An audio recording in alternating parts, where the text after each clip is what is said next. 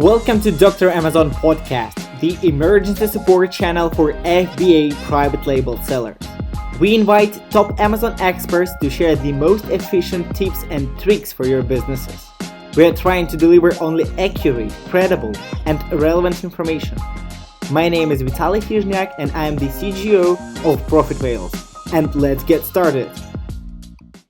Hello everyone and welcome to our new episode of Dr. Amazon Podcast. Today our guest is Mina Elias and I'm so grateful to have you on our show. So just to give a little background, Mina is multi-8-figure seller in the supplements industry, investor, Amazon PPC expert, and founder of the PPC University.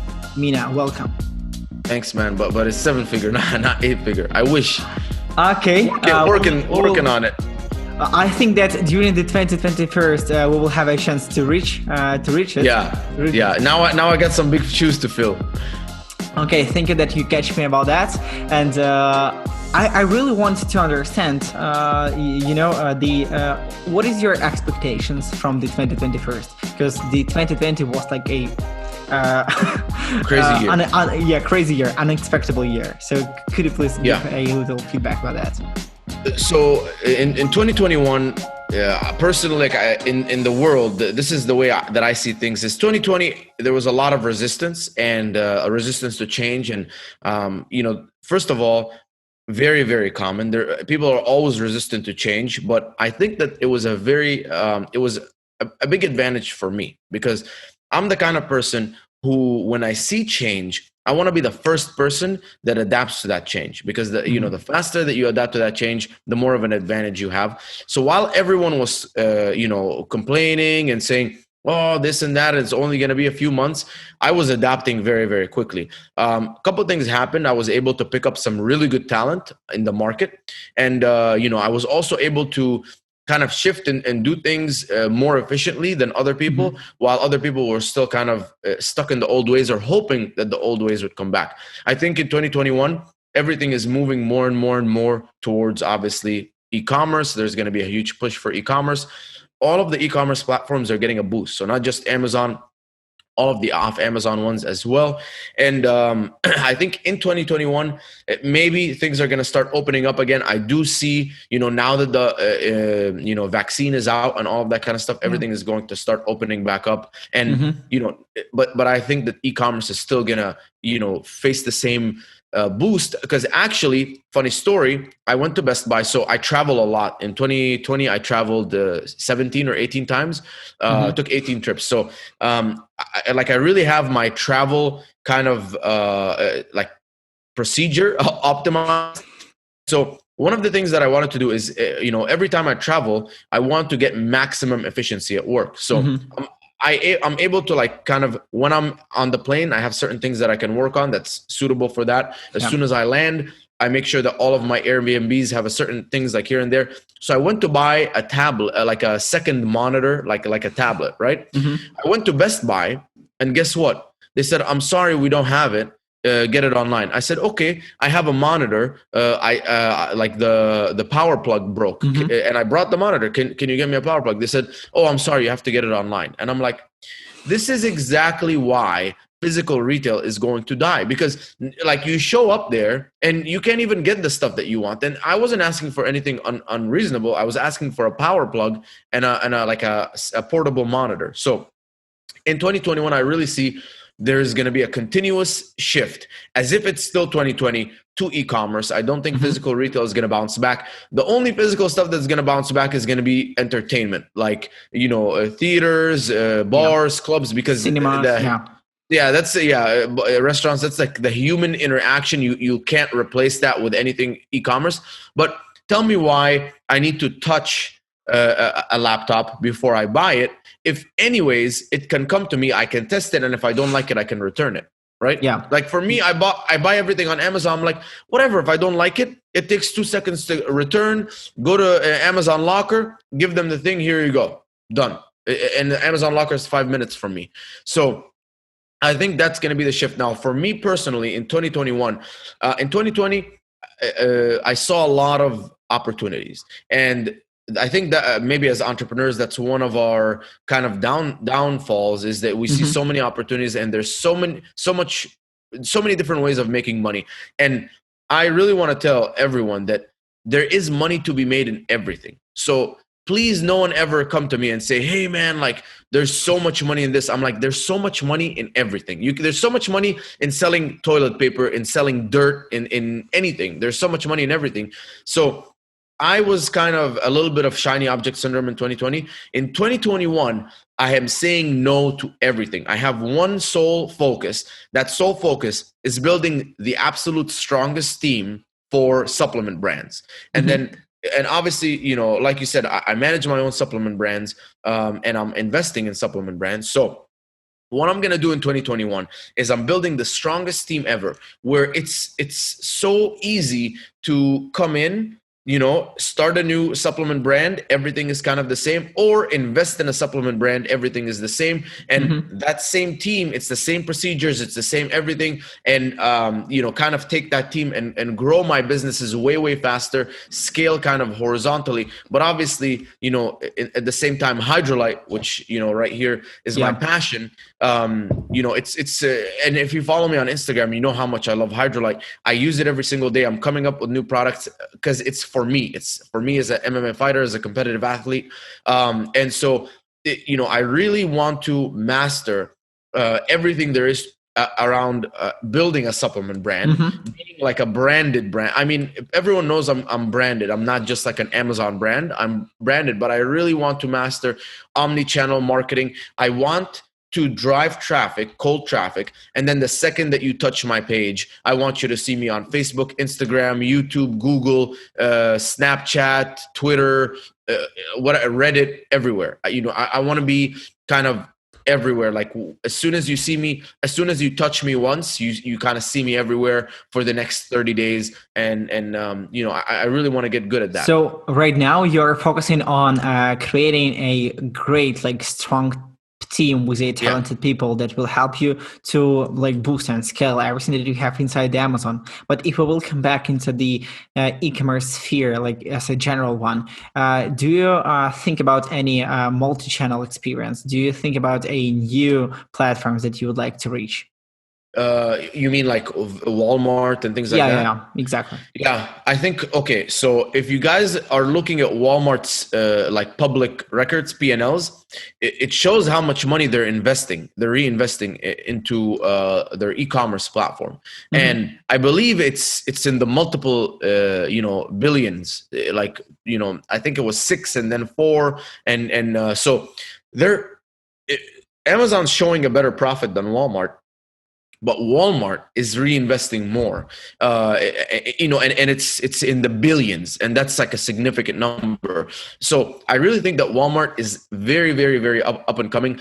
And the second that they hone in on who their target demographic really, really is for Walmart online, I think there's going to be a major, major game changer. And Walmart and e-commerce and Amazon, I think, are going to be head to head.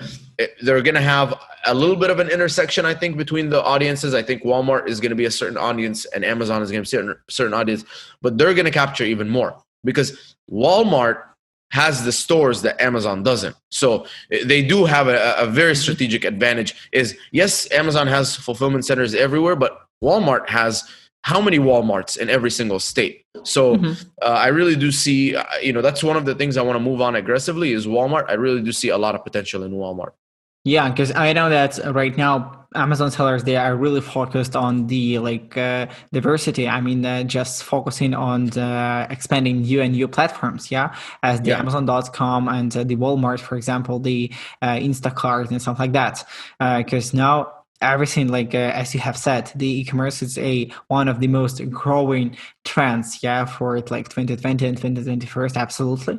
And I think that now you really get a chance, if you have a good brand on site inside the Amazon, try to think about expanding it, on other platforms. And if you have a good strategy on promoting it, on marketing or on PPC, that could be a really great way for you to do.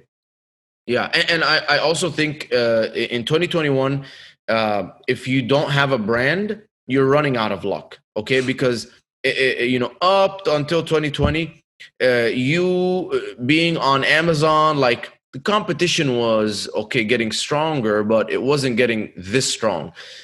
Now with all of the all of the offline brands coming online, because now that's how they're going to survive, you're competing with a lot more and at a much higher level. So I really think that everyone who was going on Amazon, finding a product on Alibaba, this stuff is zero chance of working anymore. I'd really suggest that everyone goes look at your passions, come up with a solution to a problem that's better than everyone's solution and that is in demand, and come up with a brand and really do something that you're passionate about. Because for me, I'm so passionate about supplements, it never feels like I'm doing any work because I'm so in love with the supplements. And I've always been, ever since I was a kid, ever since I was 10 or 12, Yeah. I've always been like kind of addicted to supplements. So I never took them until I was 15 years old. I took them behind my parents' back because they wouldn't let me. But I don't think in 2021 any of that old private label, any of that stuff is going to work anymore. The competition is too high, and there was like sleeping giants. Like people in physical retail are sleeping giants, and trust me, they're waking up now because their physical retail is dead. It's dying or it's dead, and we've seen so many bankruptcies, and so these people are like, get me the best Amazon people. Like, I need to get on Amazon right now. I need to get on Walmart right now. I need to have omni-channel marketing right now. And these people do have budgets because they were heavily reliant on this offline retail, physical retail. They're coming online, so you better be ready to compete. Yeah, exactly. I absolutely agree with you. And, I would be glad to get your expertise view on one of our letters from our subscribers, because we have a flip, like our second episode of second season of Dr. Amazon podcast. And now our subscribers, they send to us some letters and ideas that we help them to go over, to understand, and to provide them with some recommendations with our professional advices about that. So I will read right now this a short story, and we will try to find the best recommendations and feedback. Okay? Sure. Hi, my name is Carl, and I have been a Amazon seller for 3 years now. The 2020 wasn't the quiet and calm year for all of us. We have a lot of updates on Amazon as inventory, buyers' behavior, niche limitations, etc. We understand how it's difficult to manage your cash flow when you jump over to seven figure. Do you have any recommendations on how to manage it correctly, and what could we expect next? Yeah. Okay. So very good question. Managing cash flow is very, very important. Now, the first thing that I would say is you need to understand two things very, very importantly. Number one is you need to have a very tight accounting system and be able to see your profit and loss based on accrual basis, cash basis, and your balance sheets every single month. The way that I do that is I have QuickBooks Online, and I have A2X. A2X kind of pulls the reports from Amazon to QuickBooks, and then every single expense that I incur I have a Slack channel called Accounting. Every single time I make any sort of expense, I send it to that Slack channel, and then I also have an email called hydrolyteinvoice.com, something like that. I don't know exactly the name, but it has the word invoice in it. And then any recurring invoices get sent there. That's just for tracking. Now, obviously, on my QuickBooks, my PayPal account, my credit card, and my business checking account, they're all connected. So every single month, my accountant can reconciliate all of the expenses, and every month she's building a profit and loss statement for me. So on the cash flow basis, it's really good because it tells me what my net cash in and out is looking like. And so that's very important because I need to understand what my net cash looks like and when I need to order. The second thing is I'm doing an accrual basis. Accrual basis shows me the true performance of my business because it actually shows me how much net profit I made that month. Because, for example, if you own a gym and I come to you or 100 people come to you in 1 month and they subscribe, to the gym, you didn't make like, let's say 10K or 100K that month, right? You only, you have to take that number and divide it by the 12 months, because those people are going to pay in January, but they're not going to pay for the other 12 months, right? If they paid for a year. So that's how you look at it in a terms of accrual basis. Instead of your P&L cash flow will look like it's really high in January when all those people came, but in an accrual basis, it's going to see, no, it's actually divided by the 12 months. So you get the true profit so like per month. long-term strategy on analyzing your cash flow, like on different levels. Yeah, because if you sold a product and you're still not yet paid by Amazon, it's going to show, hey, you actually did make that profit. But in terms of cash, no, maybe it's going to come in 2 weeks or whatever by Amazon. So make sure that you have that really, really tight. If you don't understand this, please do not bring someone, hire them, and then delegate to them. That's how you ruin your business. What I recommend you do is you hire someone to teach you. You hire a consultant, an accounting or whatever, or a bookkeeping consultant, and you say, someone who's already done this for Amazon, say, I'm going to pay for however much time it takes for you to explain every single step of the way, okay? Until you have a very good grasp of that. Once you understand it, then you can delegate it. And now, I go into my date range reports, I look at them, I go into my QuickBooks, I look at them, I'm like, hey, I'm looking here and I'm seeing that there's this, and I can at least double check my account. But imagine if you don't understand anything and you can't double check your account. What are you going to do when she makes a mistake? Mine, she's made mistakes, and so every time close of the month, I have to go and look at stuff, because in the off chance that she's made something here or there, I need to, I can't take it blindly. This is the life of your company. So that's number one. Number two is understanding your cash flow cycle.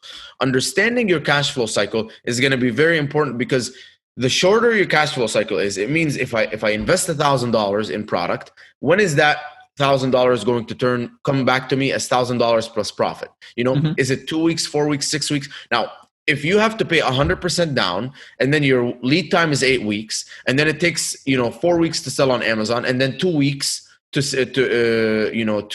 Amazon to pay you your money, that's a 14-week cash flow cycle. It means if you pay the $1,000 right now, 14 weeks later, it's 1,000 plus the profit. So how can you shorten that? Well, number one, you can shorten your lead times. Okay, and let me tell everyone, yes, you do need the 4 weeks for shipping from China. It's very hard to get around that lead time, but you don't need 4 weeks in production. The better you build your relationship with manufacturer, you can bring it down to 3 weeks, and then 2 weeks, and then 1 week. Okay. Mine, my manufacturer loves me. Sometimes it takes 2 days. I'm like, oh my God, and he's like, okay, don't worry. 2 days, it's done, because I skipped the line, because he really likes me. So try and lower that down. Now, another thing you can look into is terms. Okay. Now, terms is very important, because if your cash flow cycle went from the 14 weeks we talked about, obviously Amazon's going to take 2 weeks. The thing is going to take 4 weeks, the shipping. And then let's say 2 weeks because your manufacturer likes you. That's 4, that's 8. If you can have a net 60, which means you order the product, and and you have to pay for it 60 days later, your cash flow cycle is 0, which means money is coming in from Amazon before you have to pay for that money. So you place an order for 1,000 units, and let's say it's gonna bring you $10,000. It's gonna bring you $10,000 at the same time that you're supposed to pay that $5,000 of inventory. So at that point, if you guys want to study something, go study the IBM model, the IBM cash flow cycle model. They were able to sell stuff, and get the money before they had to pay for the stuff that they made the stuff with. So they had a negative cash flow cycle. And, obviously in that case, you can just keep growing as much as you want, as long as you can, keep affording the marketing expenses and stuff like that. So that's the second thing I would look at. Other than that, once you understand all of that, also your inventory management and your cash flow projections need to be really tight. Inventory management, personally, I do it super, super simple. I always want to have 2 lead times worth of stock. So if your lead time is 8 weeks, I want to have 16 weeks of stock in Amazon. So the second that I drop to 16 weeks left, I order, another 8 weeks worth. It's hard to get there, but eventually with reinvesting into the business enough, we'll get there. And then from there, I look at my 7-day sales, my last 7-day sales, trailing sales, and I figure out how many days worth of inventory I have based on those last 7 days. So if I sold 70 units in the last 7 days, that's 10 units a day. And then I divide my stock by 10 units a day, it should give me how many days left. The second that number gets to, the 16 weeks, then I reorder. Yeah. If that makes sense. And so go ahead. Yeah. Have you ever think about the companies that right now become more and more popular? That's provide you with acquisition companies. I mean, for Amazon sellers that purchase your businesses like partly, not fully. Yeah, and they help you to solve these problems with a cash flow. What do you think about that? Okay, so you're saying they buy part of your business and they help you with the cash flow. Yeah. So I know actually Don Henning and Rob Stanley are there. They're really good friends. They buy your inventory and then they own kind of that part of the company based on that inventory they bought you. But as soon as you sell off that inventory, they no longer own any part of the company. So I think it's a really cool model. I 100% think that if you're number one, understand all of your accounting and all of the stuff to make sure that you're kind of on a positive trend. And then from there, I definitely recommend doing something like that, because that can give you that cash flow injection that you need just to get you up and running and grow and grow and grow. And then eventually you won't, and as long as you're not touching the money in the company, you can grow enough where you're not going to need any of that anymore. But I do highly encourage it.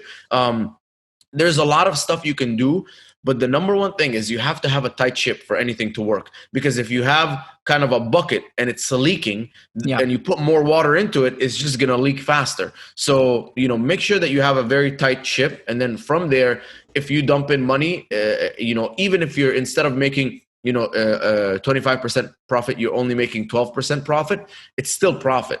And it'll help you grow. So I do encourage them, but you can't do that. You can't skip that step where you have everything tight. So do that first.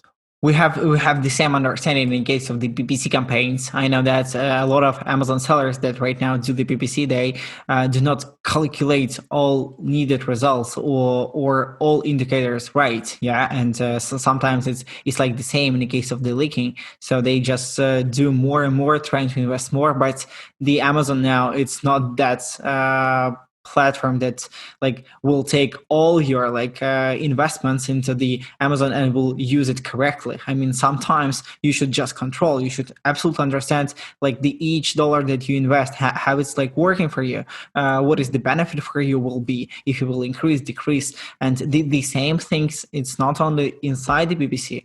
The same is with a lightning deals, with a coupons, with a price, everything that you need to control and to follow, you should have on a sheet, on a paper, just to see, to visualize and understand, should you do it, should you perform any changes or not. 100%. Yeah, absolutely agree with you, Mina. And could you please tell me more, your main 3 recommendations for the Amazon sellers that right now are in Q1? Yeah, what you will recommend right now to do for them? What is the main things to be focusing on? And as you have mentioned, right now we have a high competition on Amazon. So the main 3 points from your side that you will focusing on to keep your results, or to boost or to scale everything that you have now? Okay, so very good question. So 3 things. The first thing is, and this is the toughest answer that no one wants to hear. Okay, and you're gonna hear this, and you might say, "Man, screw this guy. Whatever. He doesn't know what he's talking about." I'm telling you, I learned this the hard way. The number one investment you need to make is in yourself and in your education, because I don't care what anyone says out there, okay, about strengths and weaknesses and hire to your weakness, all this stuff. You need to understand every single part of your business incredibly well, okay? Accounting, PPC, marketing, product sourcing, supply chain. Don't think that you can delegate something to someone and he's going to do it better than you if you don't understand it. Because what's going to happen is, because you don't understand it, they're going to do whatever they're going to do, and you're going to have no clue whether it's good or bad, but you're just going to look at the bottom line and say, hey, I'm not making more money, this person sucks. Or, hey, I'm making more money, this person is good. So please invest in yourself and in your knowledge. I'm telling you, Elon Musk didn't get to where he is by not understanding financing, by not understanding manufacturing, by not understanding quality control, by not understanding venture capital and investing. Look at how many things this guy understands. He understands everything. Why? He's not a genius. I mean, maybe he's a genius, but he's not born with an additional brain that I don't have, but he did the hard things that no one wants to do. He took the time to learn every single thing. How many people out there are understanding about financing and terms? How many times do we just look at our bank account and we just look at the numbers and we're like, whatever, take the time to go into every nasty detail. And if you don't like it, spend more time on it. And, go and hire people and pay them money to teach you, not to do it for you, to teach you. There's so many people out there that are consultants you can find anywhere that will simply sit down with you. You're paying for the time, like with me or you, if they wanted to learn PPC, yeah, here's money. This is how much my hour costs. I'll teach you everything you need to know about PPC. So there's people out there for everything that will teach you supply chain, inventory management, product development, PPC, listing optimization. Whatever you don't understand, make sure that you dig deep into it. That's number one. Number two is you need to have your finger on the pulse of your business. You need to understand your sessions, your unit session percentage, units, everything, all of the key performance indicators in your business that show you what's going on in your business. Now, when you're doing PPC, obviously, me and you are really good at PPC. You need to see how your sessions are performing, because if your PPC is doing well, then your sessions should be going up. If they're not, then there's something going on. Look at your unit session percentage. How is your unit session percentage? Is it low or is it high? Really, Amazon is two things, right? It's sessions, unit session percentage, which is basically means how many people found you and how many people are clicking on you and converting into sales. So if your unit session percentage is low, make a list of every single thing on your listing that you can improve, whether it's price, reviews, images, description, bullet points, questions, reviews, pictures, whatever there is on your page, and start taking steps to improve them. And then with your sessions, start monitoring your sessions. Are they going up? I actually, every single day, get an update from my PPC employee showing me the slope of the 7-day trend of my sessions. And if it's not a positive slope, I start looking into things. Why are my sessions, if they're flat, okay, sometimes if they're going down like a little bit, okay, but if they're going down, I'm like, what's going on? Like, what did you do? Did you lower one of the main keywords? Maybe it's not profitable, but it was bringing us a lot of sessions. So, I look into that. Third thing is, please, it's all about the money in your business. So it goes back to the accounting. Really get comfortable with accounting. Be better than an accountant. You're an entrepreneur. If you own your own business, you can't afford to say, I'm not good at this thing. You just can't afford to say it. So let's remove those limiting beliefs that, hey, you're not good at social media, or you're not good at accounting, or you're not good at this, so it means you're not going to be good at this. Even if you're not good at it, you can go from here to your maximum human potential as Mina. I want to go to my maximum human potential. And then at that point, I can say, okay, that's as good as I can get. But deep down, every single one probably listening to this, that there is something that you guys are saying you're not good at, okay, that you have not put in the effort to get to that maximum human potential that you have. I know I have it, and I'm every single day, I write down what I need to get better at, and I'm actively learning. I'm actively seeking people to teach me things. But I know, that there is some things that I'm not good at, that I have not put in the time or effort to get to the maximum potential that I'm good at. And some people say hire to your weaknesses. I'm telling you, yes, you can hire to your weaknesses, but there's not a single, top entrepreneur like Jeff Bezos, Elon Musk, that didn't say, I'm not good at understanding how venture capital works, so I'm just going to bring someone who's going to do it for me. No, they dove in head first. They learned it. They got as good as they can get at it. And then they strategically partnered with the people who are just naturally way better, but they still understood everything that was going on to make the right decision. So those are my 3 tips. Amazing. I absolutely agree with you, and I really can relay on it because it's so important right now to go deeper, to understand everything that you have, each step inside your business, and to make it better and better every time. And also, this thing will help you to hire and to have a really talented people inside your team that will understand the same things that you are understands. So, Mina, thank you so much for this a great podcast and this interview from your side. That is a really important thing that Amazon sellers could notice and to be focusing on 2021 and to achieve a new goals and great results. Awesome. Yeah, thanks so much. And that is all for today's Dr. Amazon episode. Don't miss our future arrivals with new hot topics. Press the like, leave us a comment below, and don't forget to subscribe. We will come back to you shortly.